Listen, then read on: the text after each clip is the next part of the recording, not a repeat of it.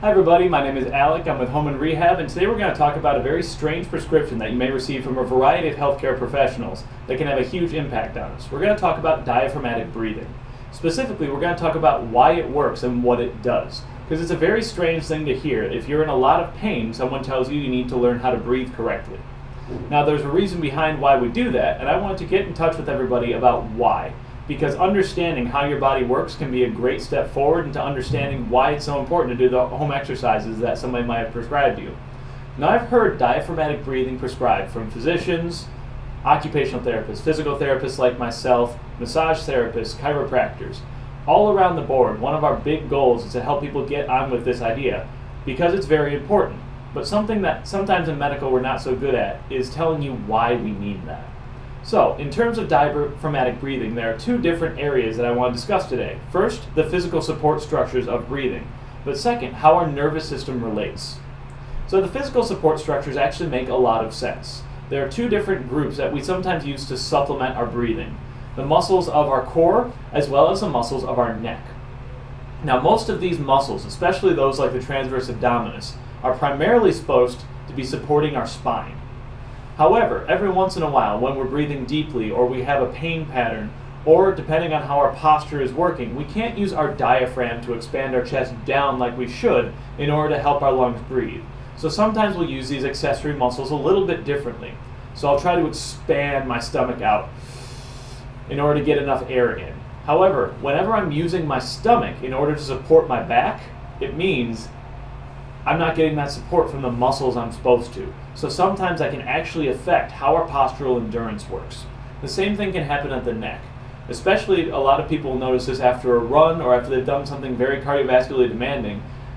They're going to start elevating their shoulders just to try and get enough air in their lungs. That scalene activation can be a very common use of accessory muscles in order to try and get more air in our lungs. But some of that overuse can start to hurt our neck. And again, the scalenes are one of the different structures that does support our neck. So when they're fatigued, it can also affect the spine itself.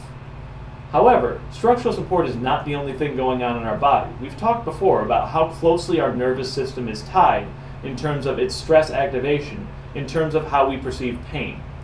And pain itself can cause a little bit of a cycle. Pain causes stress on our body. And if you've heard of the fight or flight reflex, that can cause us to go into a little bit of a cycle that can actually just keep making the pain worse. Because we have pain, it puts us in stress. The stress elevates our response to pain, which means our pain elevates a little bit. And that stress cycle can just keep causing things to get worse and worse and worse. Diaphragmatic breathing can actually have the opposite effect, which is absolutely great for us.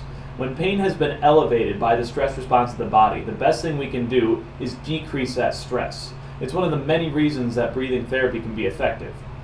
As we're learning to deep breathe all the way through our diaphragm, what that's doing is it's allowing our body to change a little bit the hormonal response to stress. Because our body's way of judging situation has a large degree to do with our oxygenation as well as what our mind is focused on. If we're able to focus on making sure that our breathing structures are working a little bit more normally, it can not only put us into a more mindful, healthy state psychologically, but it can also affect how our body is perceiving the different chemicals that are in it and around it.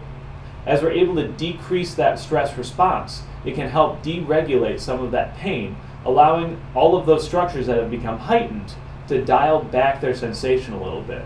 This can allow you to get further in some of your different therapies, whether it's improving the control that your medication has, or allowing your massage therapist, physical therapist, or chiropractor to work a little bit better on your tissues in order to relax them that way. As we're able to then address the actual direct problem that's causing your pain, the stress response should continue to decrease, and these things should compile along with each other. So diaphragmatic breathing can actually be extremely helpful when it comes to working on that. So one of the favorite exercises I have is very simply having someone lie on their back. This allows us to feel the different structures as they move through our body. As you take a breath in, you should feel a gentle rise through yourself. What some people will notice is as they breathe in, they actually will contract their abdomen, like sucking in your belly if you're trying to show off after Thanksgiving dinner.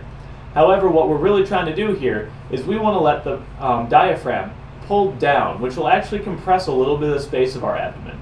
So you should notice that as you breathe in, you should very gently feel a rise through our stomach. The other thing that you will often notice is that you should not feel any movement at the shoulders or a giant inflation of your chest. This would indicate that we're starting to use some of these superior muscles to try and pull ourselves up in order to get that space, when what we want to do is draw everything down. So being good and aware of how these different muscles are moving can be extremely important. The reason I like to lie on a surface like the bed behind me is it allows me to feel where my body is in space. If I'm feeling the shoulders elevate or my chest expand backwards against the table, instead of feeling my hands rise from my stomach, that's a very different sensation, and learning to control that breathing can be extremely important in down-regulating some of our pain. If you guys have more questions about how breathing can address you, please feel free to give us a message through our Facebook page, through our emails, or through our phone calls, as we're always glad to get back to you. And if you'd like to come in and talk to one of our therapists or any one of our different medical professionals, we're always happy to see you. So please have a great day and let us know what's going on.